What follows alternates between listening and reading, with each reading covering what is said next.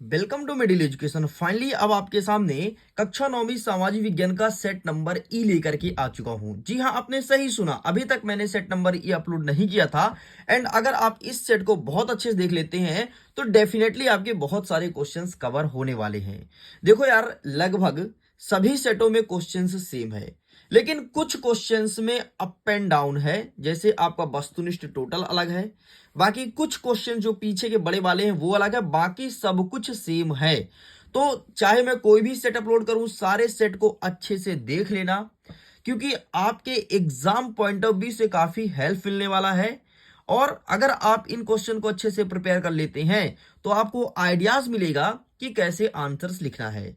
तो मेरे कहने का मतलब ये है, मैं कोई भी वीडियोस अपलोड कर रहा हूं उसे अच्छे से देखिए, चाहे वो सेट ए हो, बी हो, सी हो, डी, एफ, ई, एफ, कुछ भी हो, अच्छे से देखोगे डेफिनेटली तुमको फायदा मिलेगा।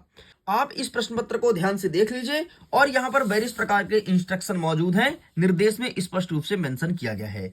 तो चलिए स्टूडेंट्स, बिना टाइम वेस्ट किए हम सेट नंबर ई के सारे क्वेश्चंस को बहुत अच्छे से कवर अप करते हैं और देखते हैं कि हमारे एग्जाम में किस प्रकार से क्वेश्चन देखने को मिलेगा। तो जैसे मैं इसे ओपन करता हूं तो सबसे पहले हमारे पास खुलता है प्रश्न क्रमांक 1, जिसमें कह रहा है कि सही विकल्प को चुन करके लिखो। बढ़िया, सारे प्रश्न का उत्तर इत्मीनान से आराम से देखेंगे। इसके लिए थोड़ी मैं जूम करता हूं ताकि टोटल तुम्हारा नजर क्वेश्चन पर ही होना चाहिए। हमारा पहला नंबर कहता है कि किस नदी को दक्षिण भारत की गंगा कहा जाता है। तो यहां पर गोदावरी नदी को दक्षिण भारत की गंगा कहा जाता है। आगे बढ़ते हैं। जेट धाराएं हैं, हमारे यहां पर ऑप्शन है हिंद महासागर चलने वाली, बंगाल की खाड़ी से चक्रवात, या फिर उपरितन वायु, या फिर मानसूनी। तो यहां पर आपको लिखना है उपरितन वायु। नेक्स्ट कहता है कि रॉबर्ट ओब समाजवादी थे, ये कहां के थे? रूस के थे, फ्रांस के, अंग्रेज, या फिर इनमें से कोई नहीं। तो यहां पर लगाना है इनमें से कोई नहीं।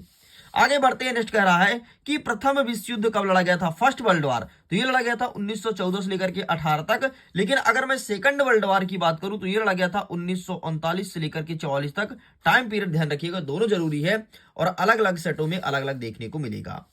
नेक्स्ट कह रहा है कि मित्र राष्ट्र में सम्मिलित है, कौन कौन से देश मित्र राष्ट्र में हैं? जर्मनी, ऑस्ट्रेलिया, इटली, भारत, रूस, अमेरिका, ब्रिटेन, फ्रांस और रसिया, या फिर आपका अमेरिका, जापान या रूस। तो इसका सही आंसर लगाएंगे ब्रिटेन, फ्रांस एंड रसिया, ये आपका मित्र राष्ट्र है। आगे बढ़ती हैं। भारतीय वन अधिनियम कब लागू किया गया था? 1865 में, 1867 में, 66 में, या फिर 1868 में। तो इसका सही आंसर लगाना है 1868। भारतीय वन अधिनियम लागू किया गया था। सेम क्वेश्चन इंग्लिश में अवेलेबल है, सारे क्वेश्चन को बेहतरीन ढंग से देखिए एंड इसका फोटो भी क्लिक करके आंसर फाइंड कर लीजिएगा। वैसे आंसर तो मैं बता ही रहा हूं, आगे वाले आंसर की बात कर रहा हूं। चलो आगे बढ़ते हैं। प्रश्न क्रमांक 2 कह रहा है कि रिक्त स्थान की पूर्ति करो। पहला नंबर कहता है कि अंत्योदय अन्न योजना कब शुरू किया गया था? तो वर्ष 2000 में शुरू किया गया था, ध्यान रखिएगा। नेक्स्ट कह रहा है कि भुखमरी के डैश डैश डैश और डैश डैश डैश मौसमी आयाम है। तो एक तो मौसमी आयाम है, एक है दीर्घकालिक। ठीक है, भुखमरी के दो आयाम है, एक है दीर्घकालीन और दूसरा है मौसमी, दीर्घकालीन। नेक्स्ट कह रहा है कि भारत में देश का हर डैश डैश व्यक्ति निर्धन है। तो हर चौथा व्यक्ति निर्धन है, मतलब हर चौथा व्यक्ति गरीब है हिंदुस्तान में, है ना। नेक्स्ट कह रहा है कि महात्मा गांधी राष्ट्रीय ग्रामीण रोजगार अधिनियम कब लाया गया था? तो वर्ष 2005 में इस अधिनियम को लाया गया था, जिसे तुम मनरेगा के नाम से जानते हो। नेक्स्ट कहता है कि कार्ल मार्क्स ने किस ग्रंथ की रचना की थी? तो कार्ल मार्क्स ने दास कैपिटल नामक ग्रंथ की रचना की थी। तो यहां पर आपको लिखना है दास कैपिटल। इसके अलावा अगर इसके पीडीएफ को डाउनलोड करना है, लिंक डिस्क्रिप्शन बॉक्स में है, जा करके इस प्रश्न पत्र के फुल सोल्यूशन सहित पीडीएफ को डाउनलोड कर लो। फुल सोल्यूशन बकायदे आपको एचडी में दूंगा, ठीक है, बढ़िया अच्छे तरीके से आप देख पाएंगे। नेक्स्ट हमारा 6वां नंबर कहता है मृदा अपरदन को डैश डैश नियंत्रित करते हैं। तो मृदा अपरदन को कौन नियंत्रित करता है, प्रश्न पूछा गया है। तो यहां पर आपको मॉल्चिंग लिखना है, मॉल्चिंग, ठीक, ये मृदा अपरदन को नियंत्रित करता है। आगे बढ़ते हैं। सेम क्वेश्चन इंग्लिश में अवेलेबल है, प्लीज आप इंग्लिश में देखिए। अब प्रश्न क्रमांक 3 कह रहा है कि सही जोड़ी में लाओ। पहला नंबर कहता है झीलम नदी, तो अभी इसको छोड़ते हैं। नेक्स्ट कह रहा है कि ठंडी जलधारा, तो ये हो जाएगा आपका जेट वायु धारा। नेक्स्ट कह रहा है आपका रूसी क्रांति, तो ये हुआ था 1917 ईस्वी में। नेक्स्ट कहता है ड्यूमा, तो रूस की संसद को ड्यूमा कहा जाता है एंड इसका आंसर यहां पर है, ये देखो, रूस की सांसद। नेक्स्ट कह रहा है आपका विशेष व्यवहार, तो इसका आपका हो जाएगा विशेष व्यवहार का विकलांगों की हत्या। एंड नेक्स्ट आपका क्या बचा है? यहाँ पर जावा बचा है और इधर क्या है? चावल का उत्पादक द्वीप, तो जावा द्वीप हो जाएगा, खत्म। इस प्रकार से होता है कंप्लीट। बाकी कुछ छूटा है क्या? हाँ, एक छूटा है, झेलम नदी, तो झेलम नदी का हो जाएगा शेषनाग, ठीक है, क्योंकि झेलम नदी को शेषनाग झील के नाम से या शेषनाग नदी के नाम से भी जाना जाता है। आगे बढ़ते हैं, match the correct pair, English में अवेलेबल है, इंग्लिश में प्लीज आप देख लीजिएगा। अब कहता है प्रश्न क्रमांक 4 कि एक वाक्य में उत्तर दो। पहला नंबर कहता है कि अन्नपूर्णा योजना कब आरंभ किया गया था, तो 2000 में अन्नपूर्णा योजना लाया गया था। नेक्स्ट कह रहा है कि खाद्य सुरक्षा के 2 आयाम कौन कौन से हैं, तो एक है दीर्घकालिक, ठीक है, अभी मैंने पहले डिस्कस किया था, एक है दीर्घकालीन आयाम और दूसरा आयाम यहां पर लिखा गया है, देख लीजिए, ये मौसमी आयाम, बस यही दोनों लिखना है, दीर्घकालीन व मौसमी। नेक्स्ट कह रहा है कि यमुना नदी का उद्गम स्थल किस हिमनी से हुआ है, या हिम नदी से हुआ है, तो यमुनोत्री से हुआ है, यमुनोत्री, ठीक, यहां से हुआ है यमुना नदी का उद्गम स्थल। नेक्स्ट कह रहा है कि राजस्थान या इंदिरा गांधी नहर किस नदी में से निकाली गई है, तो ये निकला है सतलज और ब्यास से, सतलज व व्यास नदी से, ठीक, यहां से निकला है आपका इंदिरा गांधी नहर। नेक्स्ट कह रहा है कि भारत में कौन कौन से जलवायु कटिबंध है, तो भारत में 5 जलवायु कटिबंध है। नेक्स्ट कह रहा है लोकसभा की सांसद को क्या कहते हैं, सॉरी, लोकसभा के सदस्य को क्या कहते हैं, तो सांसद कहा जाता है, सांसद, ठीक। लो, इस प्रकार से कंप्लीट होता है, आगे इंग्लिश में अवेलेबल है। आगे बढ़ते हैं, अब हम सत्य सत्य को कवर अप करते हैं। पहला नंबर कहता है हिटलर जो था वो साम्यवादी नीति का समर्थन था, बिल्कुल, बहुत ज्यादा समर्थन करता था। नेक्स्ट, चुनाव हारने वाली पार्टी सरकार बनाती है, नहीं रे, चुनाव जो जीतेगी वो ना सरकार बनाएगी। नेक्स्ट, मतदान करने का आयु 18 वर्ष होनी चाहिए, बिल्कुल सही है। नेक्स्ट कहता है भारत एक धर्मनिरपेक्ष राज्य है, बिल्कुल सही है। नेक्स्ट कहता है अमेरिका एक लोकतांत्रिक देश है, बिल्कुल सही है। नेक्स्ट कहता है हरित क्रांति भारत के 90 के दशक में हुई थी, बिल्कुल गलत बोल रहा है। इस प्रकार से आपका दूसरा और पांचवा गलत है, बाकी सब कुछ सही है। मैं फिर से बोलूंगा, सारे क्वेश्चन को अच्छे से प्रिपेयर कर लेना, इसके पीडीएफ को डाउनलोड कर लेना, ठीक है, पीडीएफ लिंक डिस्क्रिप्शन बॉक्स में जाकर के जल्दी डाउनलोड कर लो और बेहतरीन ढंग से प्रिपेयर कर लो, क्योंकि आपके सामने सेट नंबर ई लेकर के आ चुका हूं।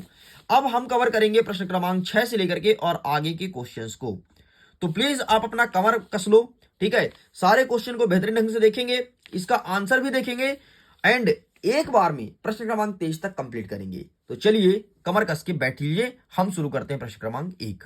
हमारा 6वां नंबर कहता है कि कोरोमंडल तट किसे कहते हैं, एंड अथवा कहता है कि भारत की जलवायु को प्रभावित करने वाले कारक कौन कौन से हैं। बहुत ही तगड़ा क्वेश्चन है एंड देखना डेफिनेटली तुम्हारे एग्जाम में यही क्वेश्चन देखने को मिलेगा। एंड ये रहा आपके सामने कोरोमंडल तट, आप इसका स्क्रीनशॉट ले लो। एंड ये रहा आपके सामने जलवायु को प्रभावित करने वाले कारक, ठीक है। बढ़िया स्क्रीनशॉट ले लो और सारे क्वेश्चन को अच्छे ढंग से प्रिपेयर करते जाना यार। आगे बढ़ते हैं, नेक्स्ट कह रहा है कि मानसूनी वर्षा की विशेषताएं बताइए, कोई 2 विशेषता बताना है, क्योंकि प्रश्न कितने नंबर का है, 2 नंबर का है। एंड अथवा में कहता है कि कार्ल मार्क्स की पूंजी पर क्या विचार था, है ना, कार्ल मार्क्स की पूंजी पर विचार। आगे बढ़ते हैं, ये रहा है आपके सामने मानसूनी वर्षा, बढ़िया अच्छे ढंग से प्रिपेयर कर लेना, बाद में पछताना ना पड़े, इस चीज को ध्यान रखना, ठीक है। तो ये रहा मानसूनी वर्षा का आंसर, बढ़िया स्क्रीनशॉट ले लो। ऐसे ही पीडीएफ डाउनलोड कर सकते हो, लिंक डिस्क्रिप्शन बॉक्स में दिया गया है। एंड ये रहा Karl Marx, please take a screenshot and PDF को डाउनलोड कर लो। नेक्स्ट हमारा कह रहा है कि वनग्राम किसे कहते हैं, एंड अथवा में कहता है कि संविधान संशोधन क्या है। वनग्राम किसे कहते हैं, आइए प्रश्न पूछा गया है, तो ये रहा आपके सामने वनग्राम किसे कहते हैं, आप इसका स्क्रीनशॉट ले लो, ठीक है।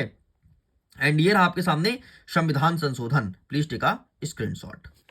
आगे बढ़ते हैं, नेक्स्ट हमारा कह रहा है प्रश्न क्रमांक 9 कि खूनी रविवार की घटना क्या थी। एंड अथवा में कहता है कि वैश्य मताधिकार क्या है। खूनी रविवार और वैश्य मताधिकार यहां पर पूछा गया है, तो ये रहा आपके सामने खूनी रविवार, ठीक है, आप इसका फोटो खींच लो। एंड ये रहा आपके सामने वैश्य मताधिकार, तो प्लीज टेक अ स्क्रीनशॉट, ठीक है। चलो आगे बढ़ते हैं, हमारा 10वां नंबर कह रहा है कि संविधान सभा के सदस्यों का नाम लिखना है, कोई 2 यानी 2 मेंबर्स बताना है कि कौन कौन है संविधान सभा के सदस्य। तो ये रहा आपके सामने आंसर, राजेंद्र प्रसाद, डॉक्टर बाबा साहब अम्बेडकर, सरदार पटेल जी, श्यामा प्रसाद मुखर्जी जी, जवाहरलाल नेहरू जी, मौलाना अब्दुल कलाम जी, ठीक। ये इतना लिख के कंप्लीट करेंगे। आगे बढ़ते हैं, नेक्स्ट हमारा क्वेश्चन कह रहा है इसके अथवा में कि विधायिका क्या है, ठीक है। व्हाट इज द लेजिस्लेटिव, ठीक है, लेजिस्लेटिव असेंबली मतलब विधायिका। तो ये रहा आपके सामने लेजिस्लेटिव क्या है, तो क्या लिखेंगे कि किसी देश का कानून बनाने का काम या कानून को बदलने या हटाने काम ही विधायिका करती है। आगे बढ़ते हैं, 11वां नंबर कह रहा है कि जन्म दर से क्या आशय है। एंड यहां पर अथवा कहता है कि अर्थव्यवस्था के द्वितीय क्षेत्र को 2 उदाहरण दीजिए। तो जन्म दर क्या होता है, जन्म दर का मतलब लिखना है आपको कि किसी निश्चित समय में किसी जनसंख्या में जन्म लेने वाले लोगों की संख्या को जन्म दर कहते हैं। 1000 लोगों ने जन्म लिया, है ना, तो वो जन्म दर कहलाएगा। ठीक है, और 1000 लोगों ने तो जन्म लिया, लेकिन उसमें कितने बच्चे जिंदा हैं, ये जन्म दर कहलाएगा। नेक्स्ट हमारा अथवा कह रहा है कि अर्थव्यवस्था के द्वितीय क्षेत्र के 2 एग्जाम्पल दीजिए। देखो, अर्थव्यवस्था के पहले क्षेत्र में तो आपका कृषि आता है, द्वितीयक में आपका उद्योग आता है, और तृतीयक में आपका सेवा क्षेत्र आता है। तो क्या बोला है आपका द्वितीय क्षेत्र बोला ना, उद्योग कौन कौन से, जैसे आपका कपड़ा उद्योग हो गया, ठीक है, आपका हो गया प्लास्टिक उद्योग, कुछ भी उद्योग ले लो, जितने भी इंडस्ट्री है वो सब आएगा द्वितीय क्षेत्र में। आगे बढ़ते हैं, नेक्स्ट कह रहा है कि न्यायपालिका क्या है, मतलब जुडिशरी। तो सिंपल से जो कानून बनाता है, मतलब जो विधायिका कानून बनाती है और उसका जो क्रियान्वयन करता है या उसके कानून का जो पालन करवाता है वो है न्यायपालिका। नेक्स्ट कहता है वन उत्पाद किसे कहते हैं, फॉरेस्ट प्रोडक्ट्स, मतलब ऐसा उत्पाद जो हमें जंगल से मिलता है उसे वन उत्पाद कहा जाता है। बाकी आंसर अवेलेबल है, मैं आपको दिखा देता हूं सारा आंसर। तो ये रहा आपके सामने वन उत्पाद किसे कहते हैं, इसका स्क्रीनशॉट ले लो। एंड ये रहा आपके सामने न्यायपालिका क्या होता है। चलो आगे बढ़ते हैं, नेक्स्ट कह रहा है कि अर्थव्यवस्था के तृतीय क्षेत्र से आप क्या समझते हैं, ठीक है। तो इंग्लिश में अगर बोले तो what's do you understand about the tertiary sector of the economy. तो अर्थव्यवस्था तृतीय क्षेत्र जो होता है वो सेवा क्षेत्र आता है, और इसके अंतर्गत सेवाएं प्रदान की जाती है, जैसे बैंकिंग, बीमा, संचार, व्यापार आदि। और जो आप अभी यूट्यूब में वीडियोस देख रहे हो एजुकेशनल, ये आपके सेवा के लिए उपलब्ध कराया जाता है, मतलब ये अर्थव्यवस्था तृतीय क्षेत्र के अंतर्गत आता है। अथवा कहता है बेरोजगारी से क्या तात्पर्य है, क्या आशय है। देखो, अगर आपकी योग्यता के अनुसार आपको कहीं काम नहीं मिलती है, इसका मतलब आप बेरोजगार हैं। जैसे आप पढ़ाई की हो भाई पीएचडी तक, और आप क्या कर रहे हो, गांव में आकर के आप सचिव बने हुए हो, तो मतलब आप बेरोजगार हो, क्योंकि आपकी योग्यता के अकॉर्डिंग नौकरी नहीं मिली है। नेक्स्ट कह रहा है प्रश्न क्रमांक 14 कि उष्णकटिबंधीय सदाबहार वन की 2 विशेषताएं बतानी है। प्रश्न आपका 2 नंबर का है, और अथवा में कहता है सर्फगंधा, अर्जुन, नीम और तुलसी का एक एक औषधि गुण बताइए। तो आइए देख लेते हैं उष्णकटिबंधीय सदाबहार वन। यहां से 100% क्वेश्चन आएगा, इवन बहुत सारे क्वेश्चन देखने को मिलेगा भर भर के, इसलिए अच्छे से प्रिपेयर कर लेना। ये रहा आपके सामने आंसर, टेक अ स्क्रीनशॉट, बढ़िया इसका फोटो खींच लो।